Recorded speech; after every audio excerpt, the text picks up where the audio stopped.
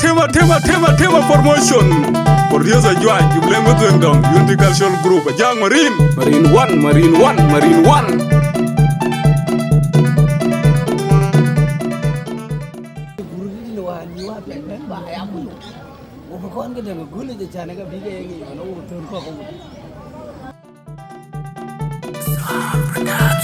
Adiara danglik nyana mauna dama juk marga kaya neng kedaga buri bulu ero ya walia wajina balwen.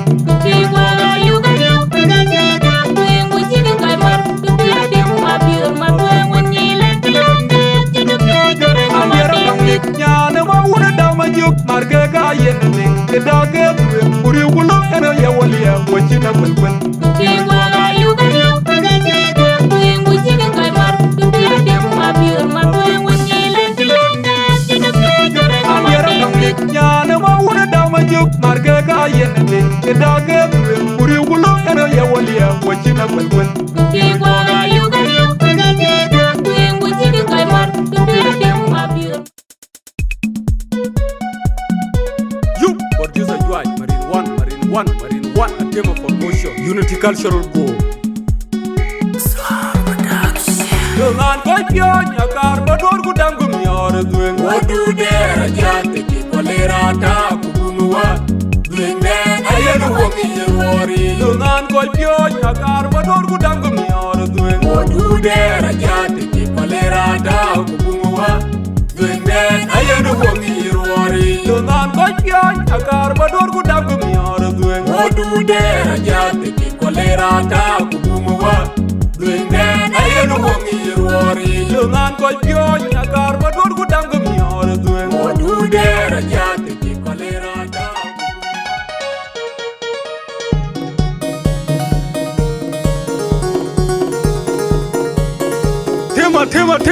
Tema promotion.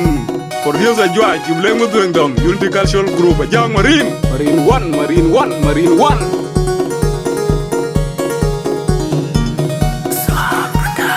Alakina binilek, DJ Joy, the Tioba, you glory. Koi dera bukta ki bule wajila nyunyan jala we. Angila roya jinda utina wabi tinanga madai. Alakina binilek, DJ Joy, the Tioba, you glory. Koi dera bukta ki bule wajila nyunyan jala we. Angila roya jinda utina wabi tinanga madai. Alakina binilek, DJ Joy, the Tioba, you glory. Koi dera bukta ki bule wajila nyunyan jala we. Angila roya jinda utina wabi tinanga madai.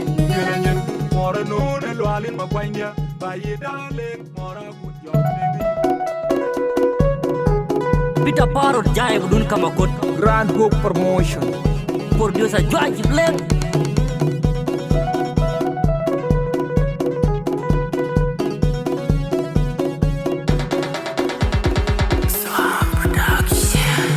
Majo jatyong tumutuar mora madawayan war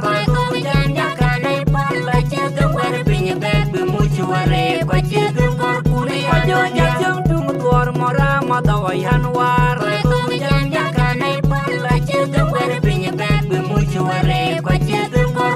Majo jatyong tumutuar mora madawayan war